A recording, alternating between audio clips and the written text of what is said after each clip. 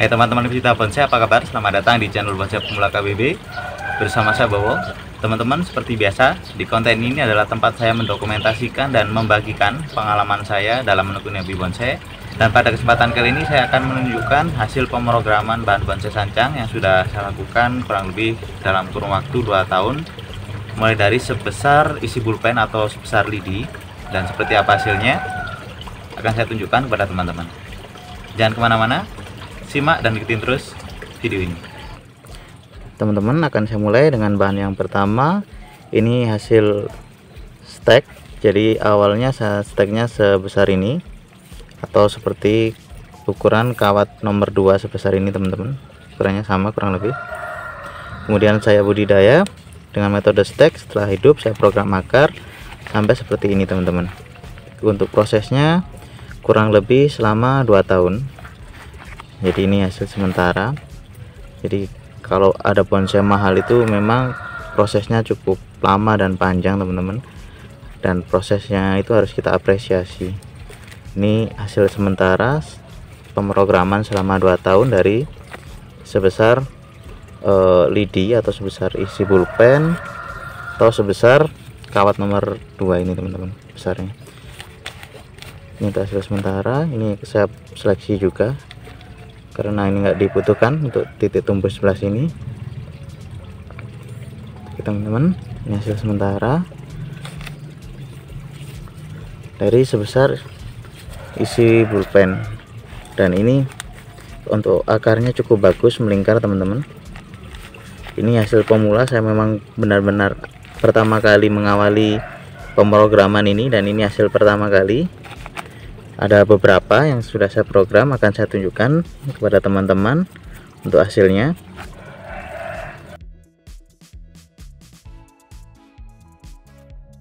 Berikutnya ini teman-teman, ini juga sama hasil stek batang, kemudian saya prokar.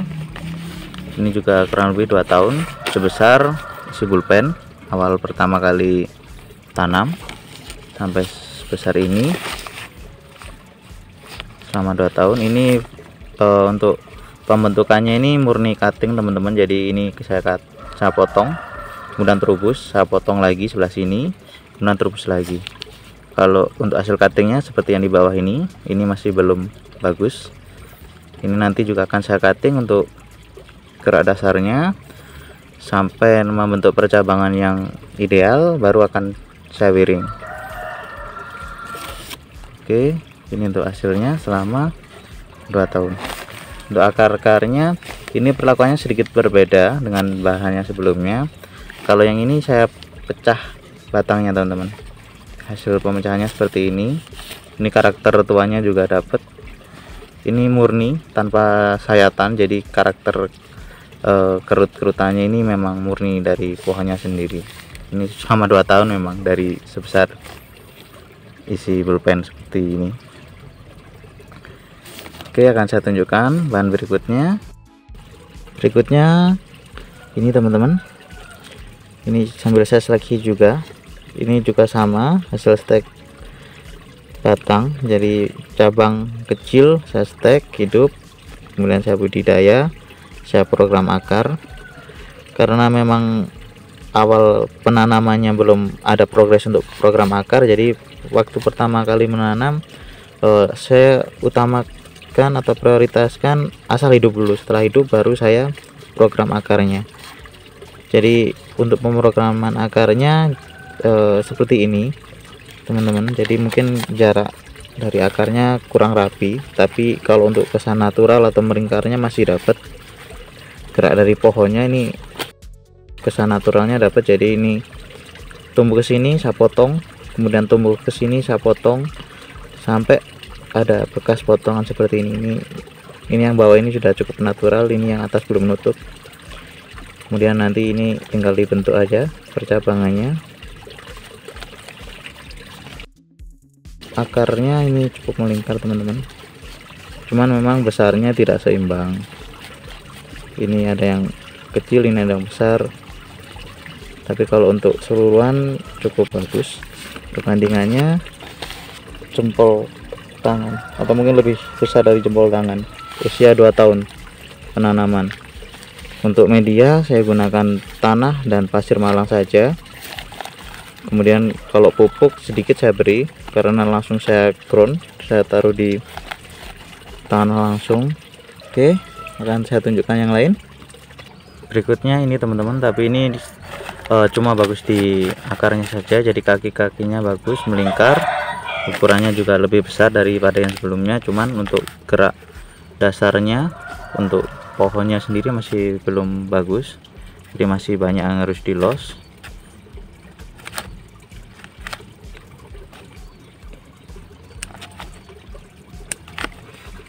Ini jadi sambil saya seleksi juga untuk percabangan yang nggak diperlukan. Untuk hasil sementara pengelosan selama 2 tahun. Kalau untuk tempat budidayanya saya seperti ini teman-teman.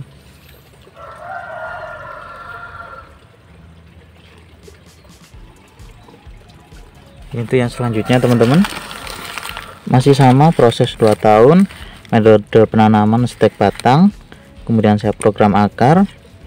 Ini sambil saya seleksi cabang dan buka kawat teman-teman ya. Ini sudah mau sampai ada bekas, ini sudah cukup, harus segera dilepas karena kalau telat membuka itu bisa menghambat pertumbuhannya. Jadi seperti ini. Setelah percabangannya besarnya seimbang, baru di cut, dipotong. Setelah dipotong baru membentuk anak cabangnya. Ini hasil pemrograman selama 2 tahun. Untuk kaki-kakinya seperti ini, besar batangnya seperti ini, kemudian karakter batangnya ini juga natural, bukan sayatan. Jadi memang 2 tahun saya rasa untuk ukuran sebesar ini cukup tua. Teman-teman, saya sudah menunjukkan hasil pemrograman akar bahan bonsai sancang yang saya lakukan selama 2 tahun, dan itu pertama kali saya membuat pemrograman, hasil pertama kali budidaya sudah saya tunjukkan kepada teman-teman. Dan setelah ini saya akan membuat pemrograman yang hasilnya nanti jauh lebih bagus berdasarkan pengalaman yang sudah saya lalui selama 2 tahun. Seperti apa prosesnya? Tetap ikutin terus video ini teman-teman. Jadi kalau sebelumnya saya menggunakan metode stek untuk budidaya, sekarang saya akan menggunakan metode cangkok karena saya rasa hasil cangkok itu akarnya lebih banyak, lebih rimbun dan melingkar. Jadi hasil pemrograman hasil cangkok saya rasa hasilnya akan lebih bagus lagi. Oke, langsung saja akan saya mulai prosesnya. Yang pertama kali adalah mencangkok bahan bonsai sancang teman-teman. Jadi cabang yang ideal untuk dicangkok sebesar ini teman-teman. Parahnya seperti ini sebelah sini sudah saya kuliti, jadi saya buang kulitnya. Ini sudah siap untuk dicangkok. Ini saya contohkan untuk percabangannya yang saya rasa bagus untuk dicangkok, nanti pertumbuhannya bisa maksimal, pertumbuhannya bisa bagus. Jadi nanti akan saya cangkok sebelah sini atau sebelah sini sama saja.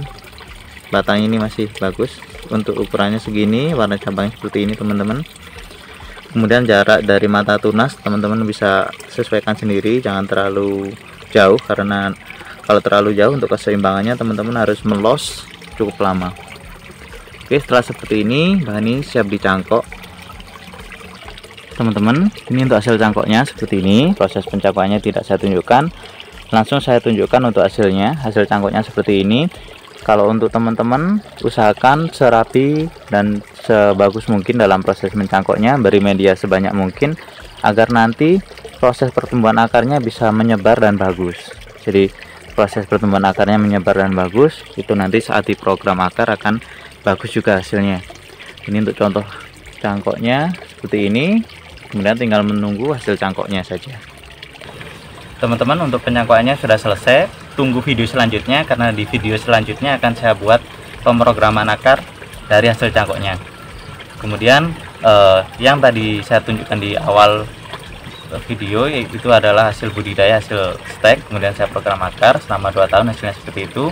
Kemudian di kesempatan yang lalu saya juga pernah membuat video tentang sancang juga, sancang niagari yang liuannya cukup bagus. Di video sebelumnya itu juga satu angkatan dengan yang saya program akar, cuman yang satu itu karena akarnya tidak maksimal kalau dibuat program Akar, jadi sahabat nyadar seperti yang ada di video sebelumnya, di video ini.